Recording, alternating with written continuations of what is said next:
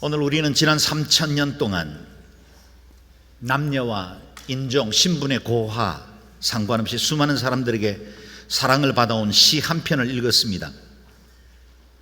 이 세상에는 마음을 따뜻하게 하는 수많은 시들이 있고 피조색의 신비와 아름다움을 노래하는 많은 글들이 있지만 시편 23편보다 더 아름답고 깊은 감동을 주는 노랫말은 존재하지 않는 것 같습니다.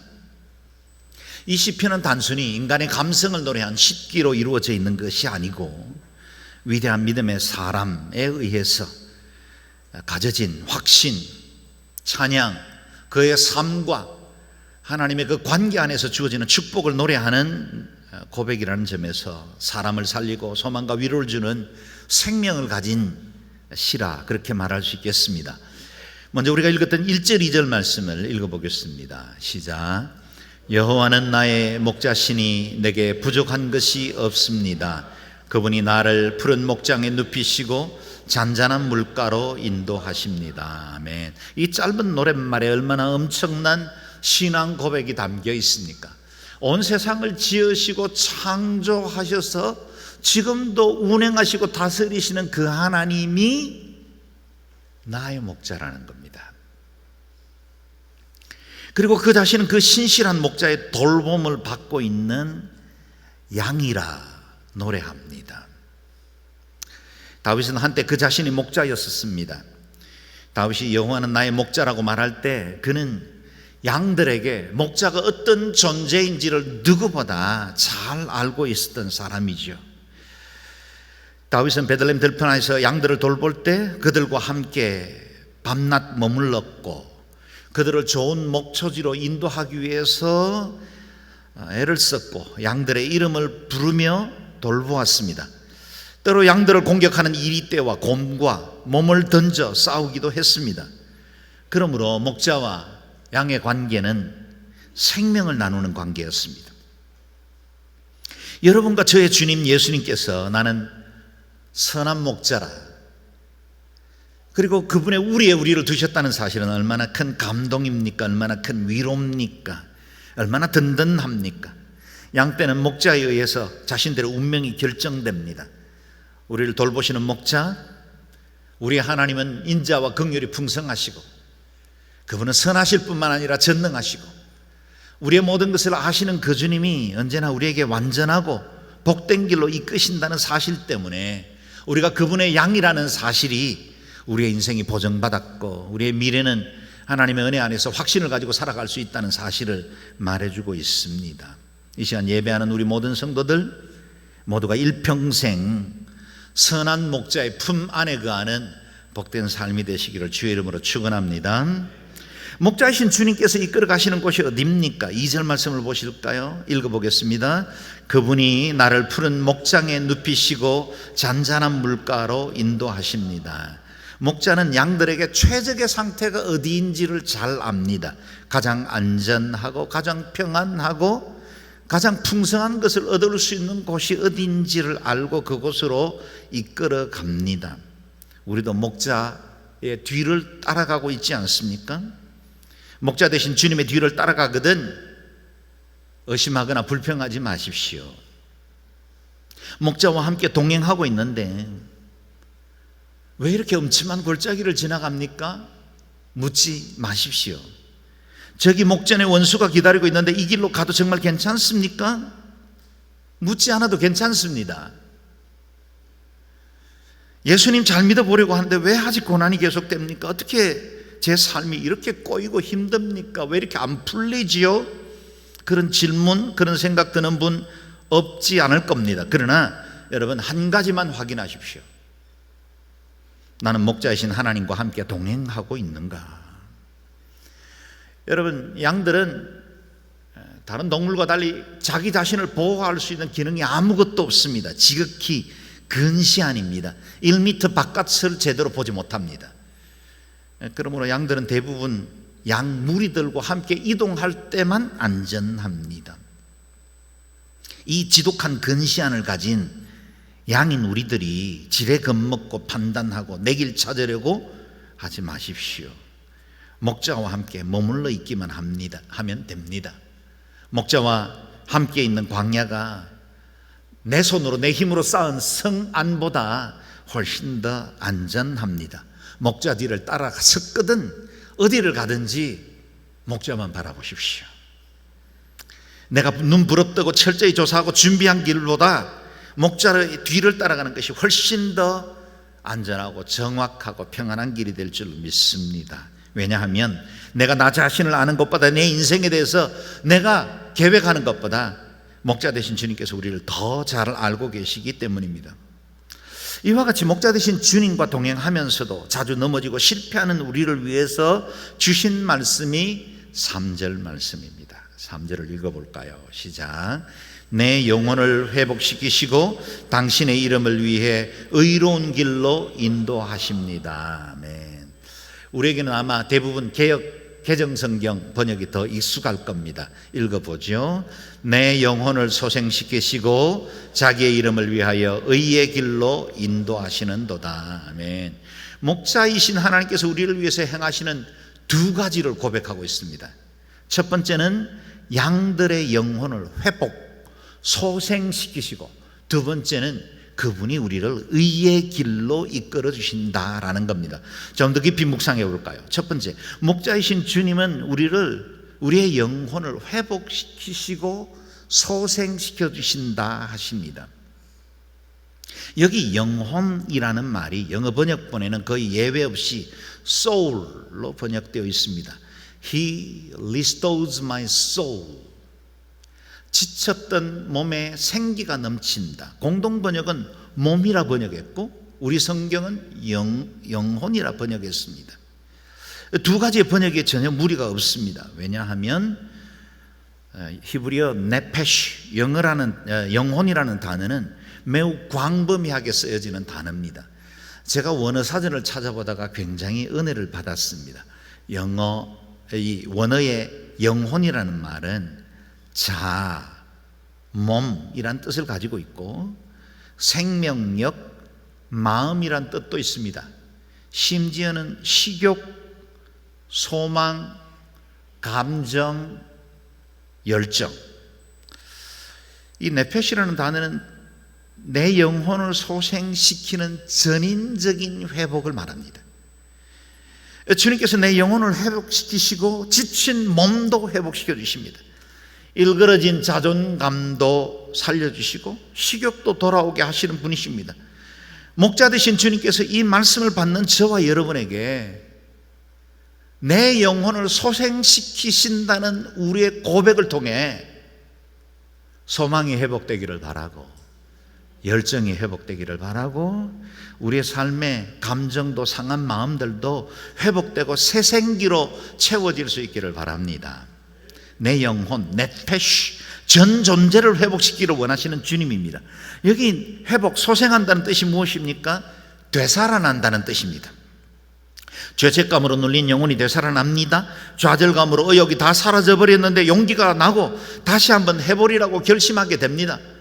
내 인생 이쯤에서 그냥 요 정도 수준에서 살고 싶어 하는데 하나님은 새로운 꿈도 주시고 내 마음을 부릴 듯 일으켜서 새로운 열정과 비전을 향해 걸음을 내딛게 만들기도 하시는 것입니다. 피곤하고 지쳐있는 몸에 어디 있는지 모르는 새로운 힘과 용기가 솟아나게 하는 것입니다. 저와 여러분의 목자는 우리의 영혼을 소생시켜 주시는 하나님이십니다. 내 영혼을 소생시키신다는 말을 목자와 양의 이야기로 바꾸면 더욱더 실감이 납니다. 아프리카 선교사 자녀였고 그리고 직접 8년간 목동의 삶을 살았던 필립 켈러 목사님의 책에 이 양과 목자에 관한 이야기를 실감나게 표현을 했습니다. 양은 다른 어떤 동물보다 한눈을 잘 팔고 넘어진다는 것입니다. 살찐 짐승들, 살찐 양들이나 새끼를 벤 암컷, 털이 많은 놈들은 특히 잘 넘어진답니다. 그런데 몸의 중심을 잃고 넘어졌을 때 내 발이 하늘을 향하면 그때부터 다른 동물과는 달리 자기 몸을 스스로 일으키기가 어려운 게 양이랍니다. 양이 넘어져 허공에 발을 허우적거릴수록 위장에는 더 많은 가스가 차고 혈액순환이 힘들어지면서 사지가 마비된다는 겁니다. 더운 여름날에는 이런 상태로 서너 시간 지나면 목숨마저 잃게 됩니다.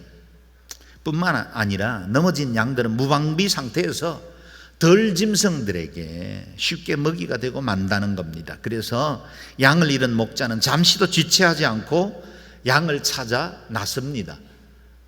91마리 양을 들판에 두고 한 마리 양을 찾아 가셨던 예수님, 그 목자의 모습이 바로 이런 모습이죠. 이런 양을 목자가 발견하면 달려가서 바로 양을 곧바로 일으키지 않고 먼저 응급처치로 다리와 몸을 마사지해주고 혈액순환을 도운 다음에 일으킨다고 합니다.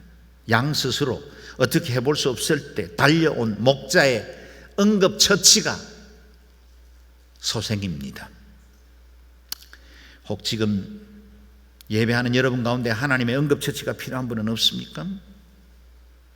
예배 자리에 나오긴 했지만 여전히 마음은 곤고하고 몸은 지쳐있지 않습니까? 허공의 사지를 흔들고 있지 않습니까? 그래도 길이 보이지 않고 해법이 보이지 않는 절망 중에 있지는 않습니까? 목자를 부르십시오. 그리고 목자 되신 그분이 달려와 우리를 소생시켜 주시기를 기도하십시오. 다윗은 그 자신의 인생 가운데 철저히 넘어져서 망할 수밖에 없던 환경에서 소생된 경험을 가지고 있습니다. 어느 누군가가 다윗에게 찾아가 인터뷰를 하면서 이렇게 물어본다고 하면 상상해 보십시오. 다윗 선배님, 당신의 삶에서 기억하고 싶지 않는 가장 수치스럽고 힘들었던 과거의 사건이 무엇인지요? 아마 그는 스스럼없이 대답할 것입니다. 지금은 이미 다 하나님 앞에 용서를 받았지만 내게 가장 후회스러운 일은 밧세바와의 범죄입니다. 다윗은 간음죄를 숨기기 위해서 더 큰 살인죄를 짓고 말았습니다. 그런 중에 밧세바가 임신하여 아들을 낳게 되었죠. 그러나 그 아이는 태어난 지 얼마 되지 않아 시름시름 앓으며 죽어가고 있었습니다. 다윗은 아이에게 생긴 일이 하나님의 징계임을 직감했습니다. 그는 무릎을 꿇고 금식하며 기도합니다. 하나님, 이 아이가 무슨 죄가 있겠습니까? 제가 죄인입니다. 저의 잘못으로 이 아이가 죽어가고 있습니다. 살려주십시오. 그러나 우리가 잘 알고 있는 대로 아이는 끝내 죽고 말았습니다. 이 일 이후에 다윗이 취한 세 가지의 행동은 우리에게 소생의 길을 찾아가는 중요한 지침을 제공하고 있습니다. 이 다윗의 행동이 우리에게 주는 중요한 원리를 오늘 혹 여러분 소생이 필요하다면 이 원리로 적용해 볼 수 있기를 바랍니다. 첫 번째로, 다윗은 바꿀 수 없는 것은 받아들였습니다. 사무엘하 12장 22절 23절을 한번 읽어볼까요? 시작. 다윗이 대답했습니다. 아이가 아직 살아있을 때 내가 금식하고 운 것은 혹시 여호와께서 내게 은혜를 베푸셔서 아이를 살려주실지도 모른다는 생각 때문이었다. 하지만 이제 그 아이가 죽었으니 왜 금식하겠느냐? 내가 그 아이를 되돌릴 수 있겠느냐? 나는 그 아이에게로 갈 테지만 그 아이는 내게로 돌아오지 못한다. 다윗은 아이를 위해 금식하며 깊은 슬픔에 빠져 기도하고 있었습니다. 그것을 잘 아는 신하들이 다윗에게 차마 아이가 죽었다는 말을 전하지를 못했습니다. 누가 고양이 꼬리에 방울을 달고 싶겠습니까? 서로 두려워서 서로 미루고 수근거리고 있었을 겁니다. 그때 다윗이 눈치를 채고 물었습니다. 아이가 죽었느냐? 신하들이 기어가는 목소리로 대답했을 겁니다. 그렇습니다. 죽었습니다. 그러자 다윗은 아이가 죽었다는 전가를 받고 그 자리에서 바로 일어나 몸을 씻고 음식을 먹고 금세 일상생활을 회복하였습니다. 종들이 다윗에게 묻습니다. 이게 어찌된 일입니까? 아이가 살았을 때는 금식하고 우시더니 지금 아이가 죽었는데 일어나 잡수시다니요. 이 질문에 대한 다윗의 답입니다. 내가 그 아이를 되돌릴 수 있겠느냐?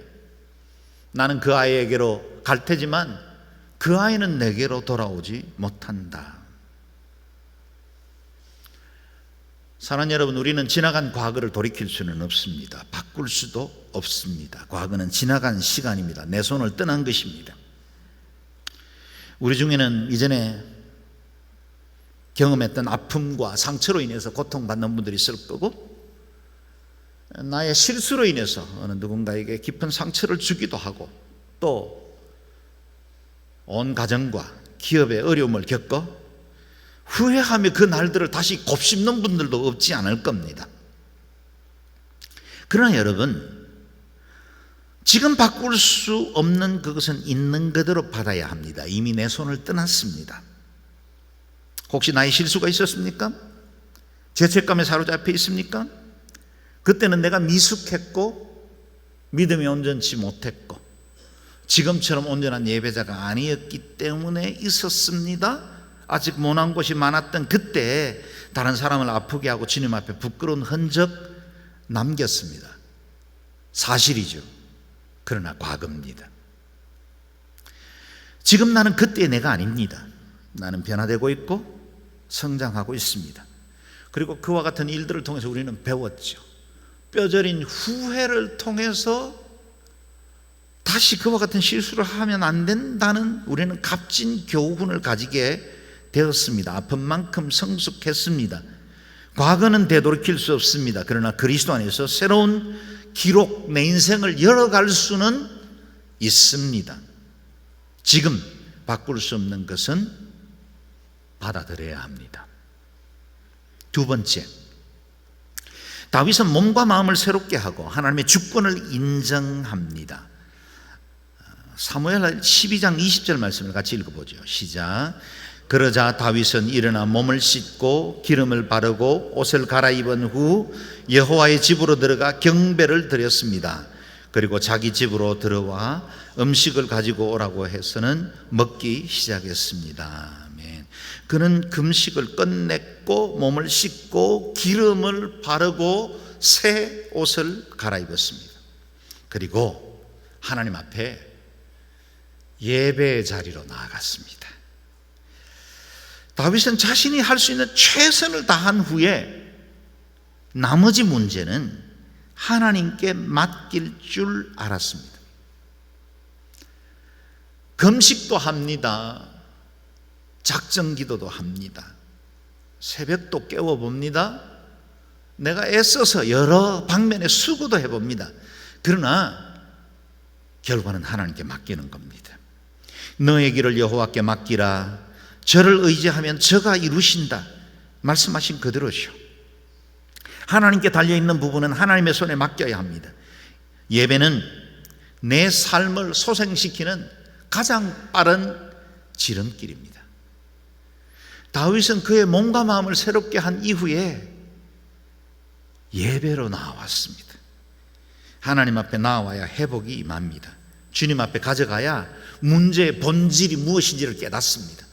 내 안에 일어났던 많은 사건들, 아픔의 그 배후에 있었던 하나님의 섭리를 발견할 수 있는 길은 예배로 나오는 길밖에 없습니다. 예배로 나와야 내 삶의 의미를 다시 깨달을 수 있습니다. 여러분, 이 시간 예배를 통해 여러분 마음에 새 옷을 입을 수 있기를 바랍니다. 우리의 심령이 새로워지고 다시 한번 마음의 결단이 이루어지고 네페쉬, 내 안에 있는 영혼과 몸이 새로워지고 내 안에 열정이 다시 부릴 듯 일어나고 하나님 앞에 더 온전한 사람으로 살아가는 새로운 출발이 여러분의 인생 가운데 있기를 주의 이름으로 축원합니다. 세 번째, 다윗은 잃어버린 것들이 아니라 남아있는 것에 주목했습니다. 사무엘하 12장 24절 25절 말씀을 읽겠습니다. 시작. 그러고 나서 다윗은 자기 아내 밧세바를 위로하고 들어가서 그와 동침했습니다. 그리고 밧세바는 아들을 낳았고 다윗은 아이의 이름을 솔로몬이라고 지었습니다. 여호와께서는 그 아이를 사랑하셨습니다.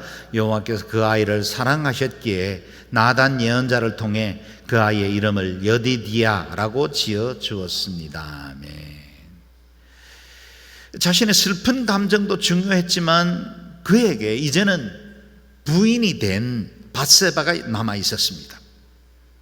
남은 사람을 위로해야 했습니다.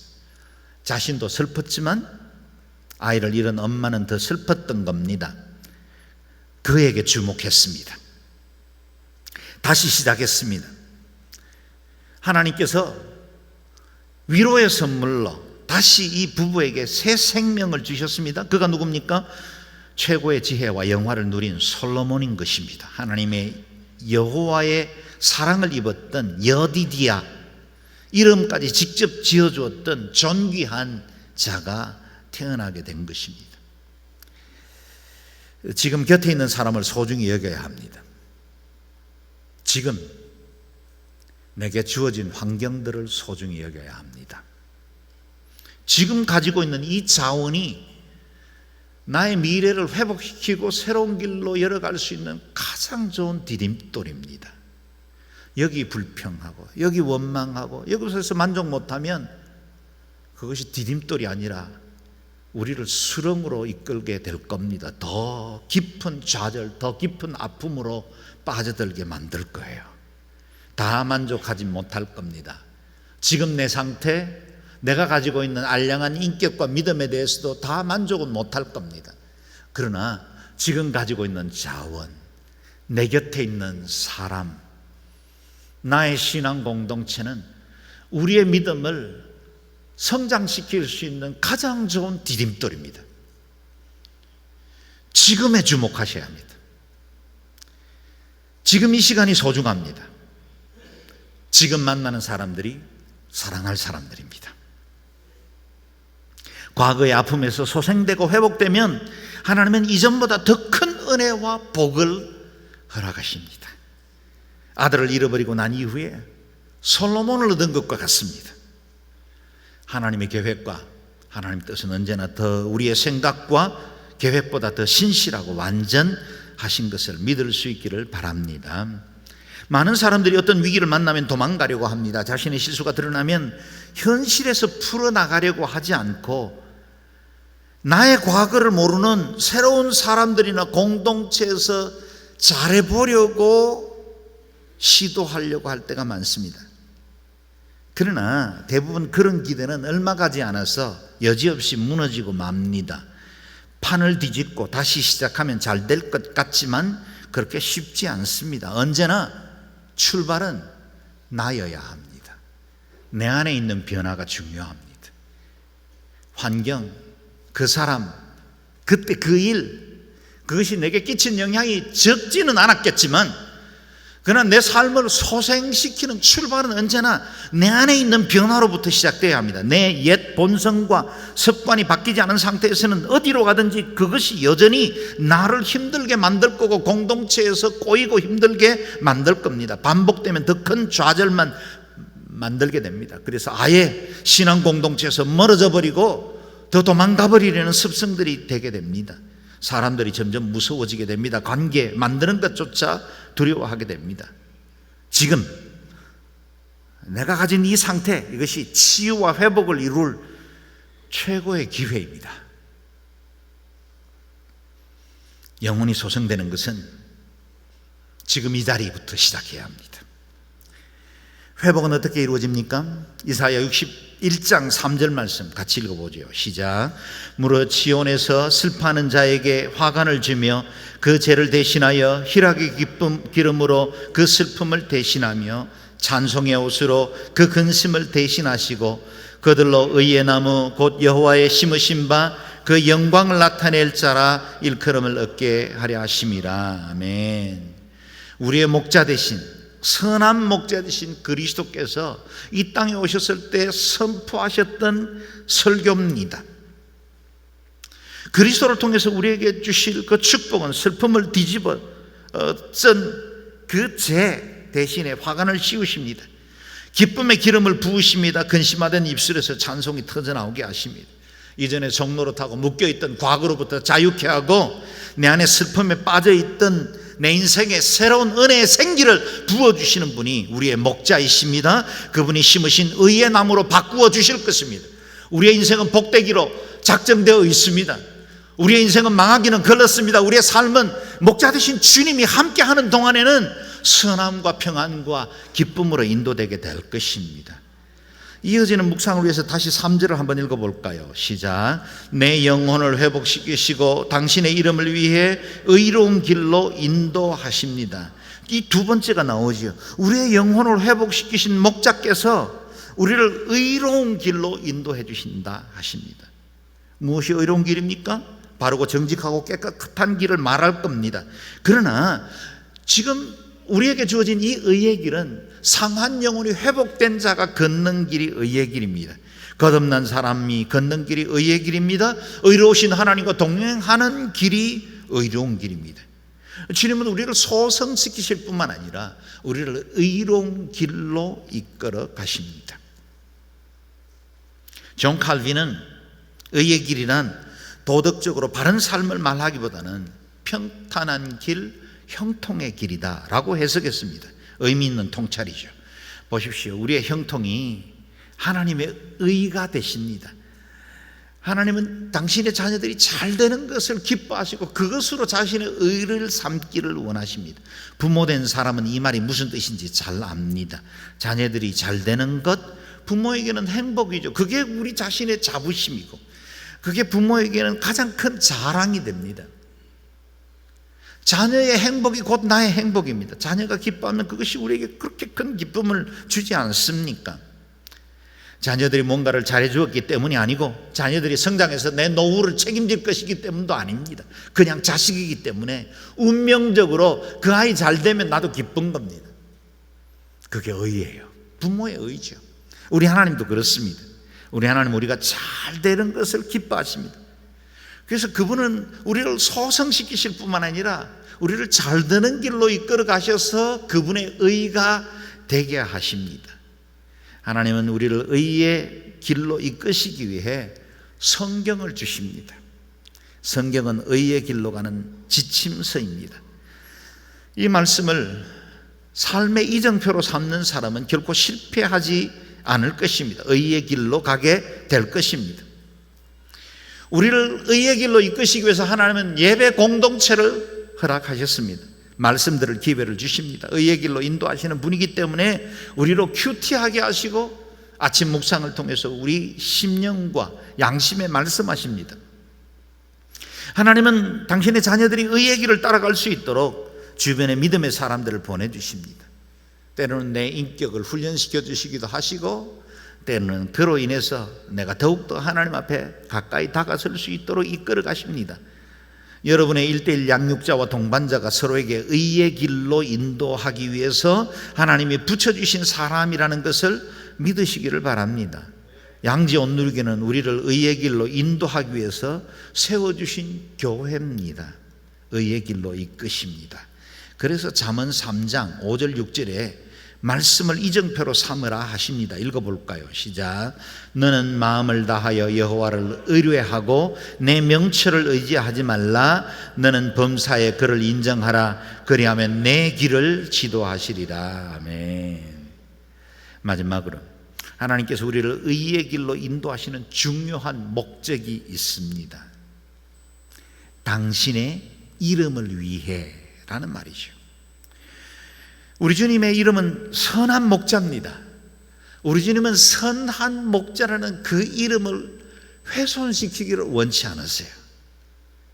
양들이 타락하고 그릇된 길로 가도 그분이 선한 목자이기 때문에 결코 양들을 포기하지 않는 것입니다. 양들인 우리가 그릇 행하여 각기 제 길로 가서 하나님 기뻐하지 않는 곳에 머문다 할지라도 그분은 우리를 선한 목자로 만나주시기 때문에 기다리시고 다시 부르시고 끝까지 우리를 회복시키기를 원하십니다. 우리를 의로운 길로 이끄시는 궁극적인 목적은 하나님 자신의 영광입니다. 여러분, 이 말은 하나님이 이기적으로 자신의 영광을 위해서 우리를 의의 길로 이끄는 것 같아 보이지만 실제로 우리의 의의 기준이 우리 자신에게 있지 않다는 사실은 얼마나 큰 위로와 안심이 되는지 모릅니다. 만약에 그 의의 기준이 우리의 양심이었다면, 우리의 도덕이나 우리의 행위였다면 우리는 벌써 버림받아야 했을 겁니다. 벌써 내침을 당했을 겁니다. 그런데 그 의의 기준이 하나님의 영광이에요. 하나님의 영광은 결코 훼손되지 않습니다. 우상에게 주지 않습니다. 세상의 사람들에게 조롱받기를 원치 않습니다. 그래서 그 영광을 위해서라도 양들 된 우리를 의의 길로 이끄시고야 말 것입니다. 그 이름이 불변하듯이 우리를 향하신 하나님의 인자와 사랑도 변하지 않습니다. 하나님 자신의 이름을 근 보증입니다. 이 아름다운 시편을 고백했던 다윗의 삶을 여러분은 잘 알 것입니다. 다윗의 생애는 결코 푸른 초장에 뒹굴며 편안히 먹고 편안히 잘 산 것이 아니었습니다. 수많은 위기와 고난의 시간도 보냈습니다. 전쟁에서 생명의 위협을 당하기도 했습니다. 심지어는 가까운 사람들에게 배반을 당하기도 했습니다.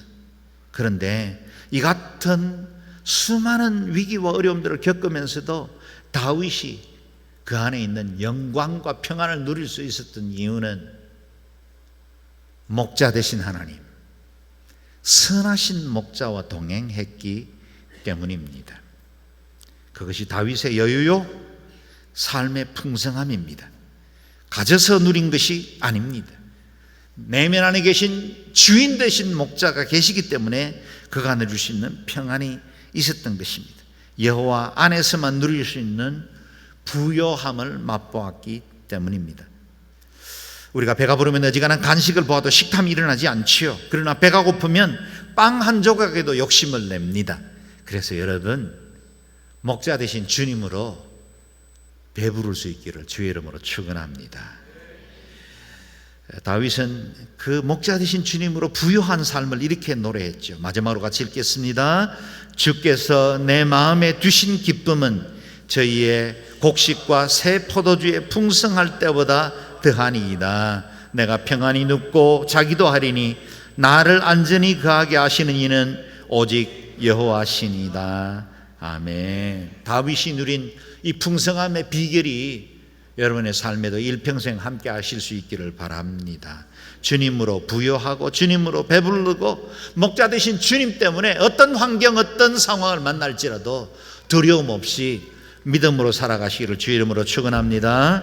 아멘. 기도하겠습니다. 이 시간에 같이 한번 통성으로 기도할 때 목자이신 주님, 내 영혼, 내 패시를 소생시켜 주십시오. 지쳐 있습니다. 때로 낙담됩니다. 때로 너무 편안하고 모든 것들이 다 갖추어져 있는 것 같아서 이 정도에서 적당히 살아가려고 하는 안일에 빠져 있습니다. 하나님, 주님이 주시는 그 새 생기와 성령의 은혜로 저희를 부어주셔서 우리의 영혼이 회복되게 도와주시고 우리를 의의 길로 인도하여 주시고 일평생 목자 되신 주님과 동행하는 저희들 되게 도와주옵소서. 우리 가정이 그와 같기를 원합니다. 같이 통성으로 기도하겠습니다.